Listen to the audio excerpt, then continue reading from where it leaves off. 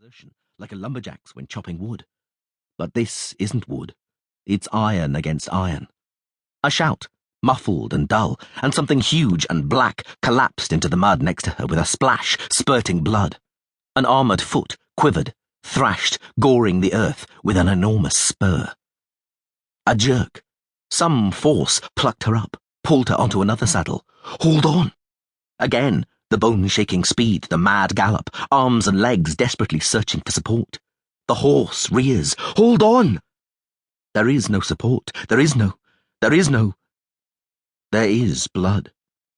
The horse falls. It's impossible to jump aside, no way to break free to escape the tight embrace of these chain-mail-clad arms. There is no way to avoid the blood pouring onto her head and over her shoulders. A jolt, the squelch of mud, a violent collision with the ground, horrifically still after the furious ride. The horse's harrowing wheezes and squeals as it tries to regain its feet.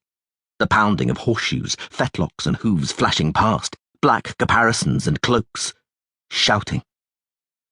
The street is on fire.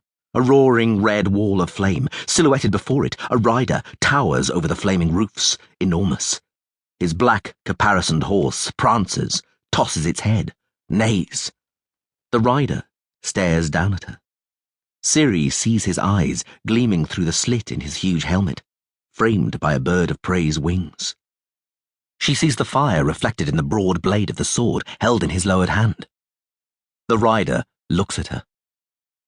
Ciri is unable to move. The dead man's motionless arms wrapped around her waist hold her down. She is locked in place by something heavy and wet with blood, something which is lying across her thigh, pinning her to the ground, and she is frozen in fear.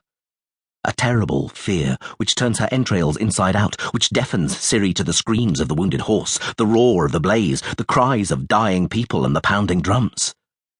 The only thing which exists, which counts, which still has any meaning, is fear.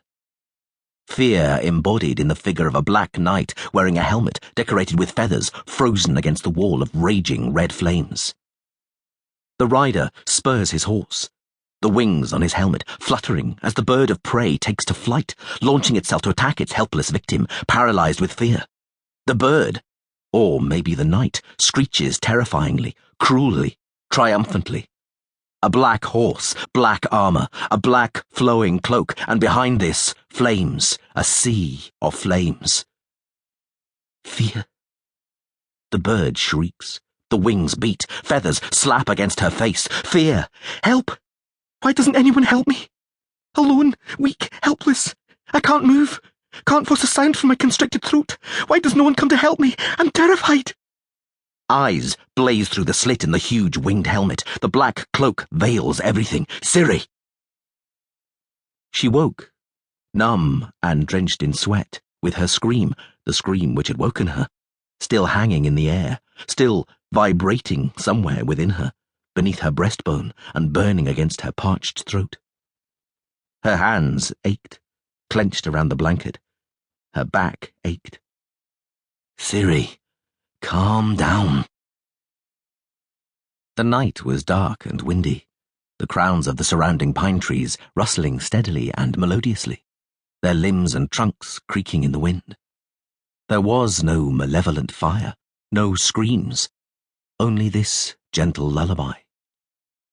Beside her, the campfire flickered with light and warmth, its reflected flames glowing from harness buckles, gleaming red in the leather-wrapped and iron-banded hilt of a sword, leaning against a saddle on the ground. There was no other fire, and no other iron.